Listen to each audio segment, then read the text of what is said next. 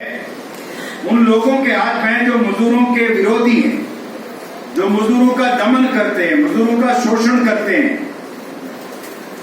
वो इस बात से जाहिर होता है, जो साथियों ने रखा, भूपेंद्र ने भी रखा, हमारे में से बहुत सारे लोग ऐसे हैं जो मनरेगा मजदूर है, महिलाएं खासकर, और दूसरा भी मजदूर है जो काम करता है गांव के अंदर, इसको सारा साल काम नहीं मिलता है। और सरकार का जो जिम्मेवारी होता है कि काम देना है। और आपको मालूम होगा कि जो मनरेगा का कानून बना हमारे देश में, कब बना मालूम नहीं। तो गांव के मजदूर को हर बार मीटिंग में हम लोग इस बात का जिक्र करते हैं। साथी ने भी कहा 2005 में बना, पहले नहीं था मनरेगा, पहले देश में कोई कानून नहीं था मजदूरों के लिए, काम करने का अधिकार नहीं था। अपने आप नहीं मिल गया, अपने आप नहीं टपक गया कांग्रेस की सरकार से या किसी सरकार से। काम के अधिकार की मांग की लोगों ने, लाल झंडे के लोगों ने, CITU के लोगों ने, काम का अधिकार मिलना चाहिए, राइट टू वर्क मिलना चाहिए। तो काम के अधिकार को लेकर CITU ने पूरे देश में 2 संगोष्ठियां किया, 2 पूरे देश में कन्वेंशन किया। एक 1990 में किया दुर्गापुर में, उसके बाद किया कलकत्ता में। CITU ने पूरे देश के लेवल पर मजदूरों को जागृत करने के लिए, काम का अधिकार मिलना चाहिए, हमारे मजदूरों को इस बात को सेंसिटाइज करने के लिए, जागृत करने के लिए कि हमारा अधिकार है, ये हमें मिलना चाहिए। काम के अधिकार के लिए पूरे देश में बहुत सारे बुद्धिजीवियों ने, ट्रेड यूनियन के नेताओं ने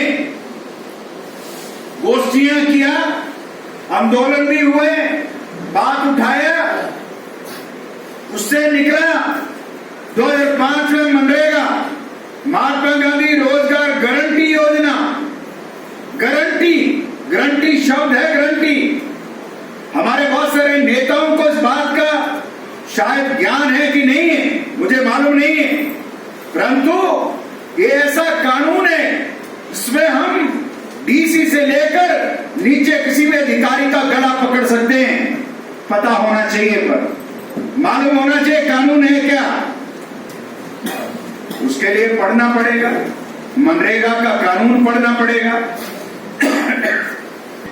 आप एग्रीकल्चर वर्कर का जो वेज तय करते हैं उससे कम दिहाड़ी नहीं दे सकते।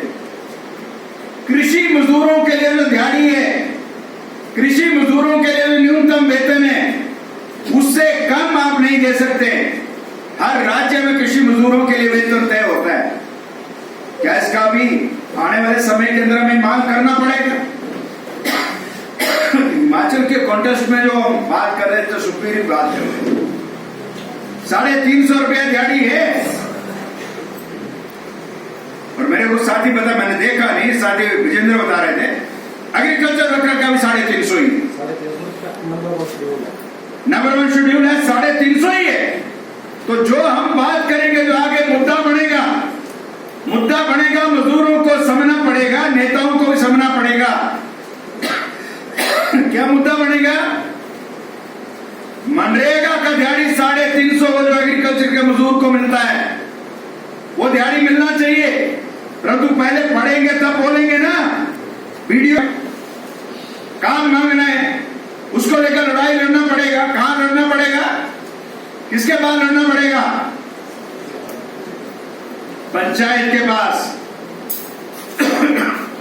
सेक्रेटरी को अधिकार दिया गया है, सेक्रेटरी को पावर दिया गया है कि आप जो है उनकी एप्लीकेशन लेंगे, वीडियो को दिया गया है, आप उनकी एप्लीकेशन लेंगे और उसके आधार पर काम देंगे 15 दिन के अंदर उनको।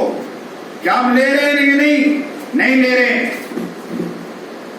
आज ये चिंता का बात यह है, आज हमारे पक्ष में कानून है मनरेगा का, आज हमारे पक्ष में कानून है BOCW का, बिल्डिंग कंस्ट्रक्शन वर्कर एक्ट का। साथी ने जिक्र किया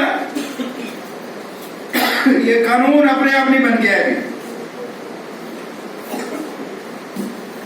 CIT ने मांग किया कई सालों से असंगठित क्षेत्र में निर्माण का मजदूर करोड़ों की संख्या में सड़क बनाता है, तालाब बनाता है, डैम बनाता है, गांव के अंदर काम करता है, औरों का मकान बनाता है, अपना बनता नहीं है, उसके लिए कोई कानून नहीं है।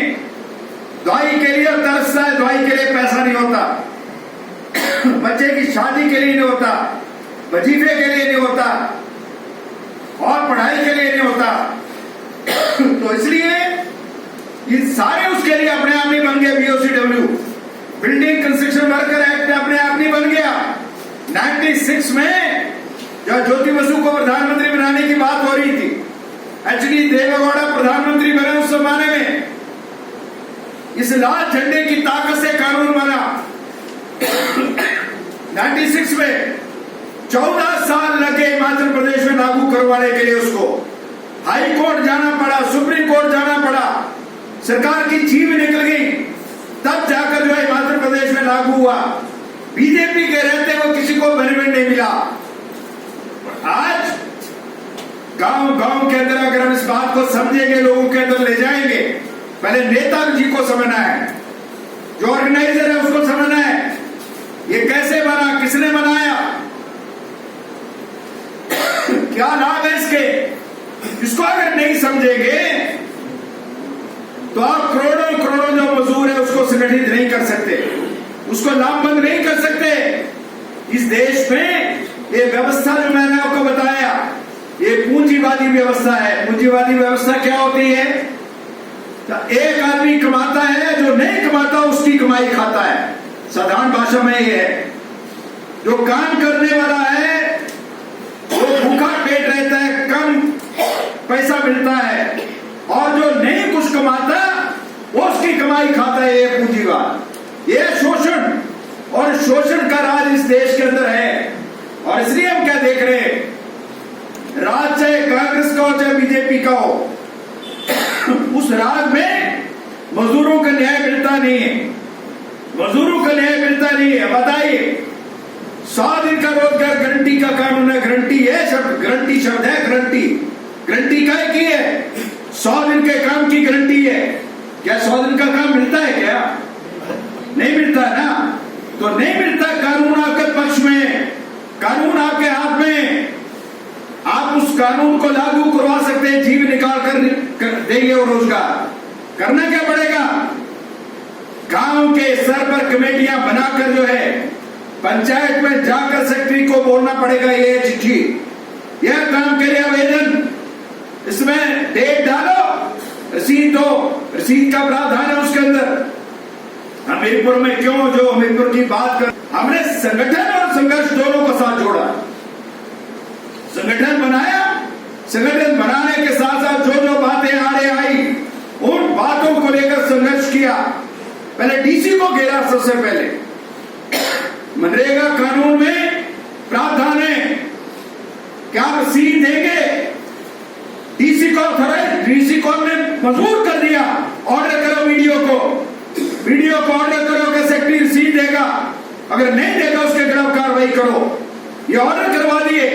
उसके बाद जब नीचे नहीं हुआ, वीडियो का घेराबंदी कर दी, क्या ऑर्डर करो सेक्रेटरी को नीचे रसीद नहीं देते, वो चौकड़ी बनी हुई है पंचायत में। लोग पूछे चौकड़ी क्या, धर्म सिंह पूछे चौकड़ी क्या है? चौकड़िया प्रधान, चौकड़िया सेक्रेटरी, चौकड़िया रोजगार सेवक, चौकड़िया टेक्निकल सहायक, ये चौकड़िया गांव के अंदर जो पूरे पैसे को खाती है। कुछ लोग एक्सेप्शन हो सकते हैं, मीना पे बैठी हुई है, मेरे को बोल रहे हैं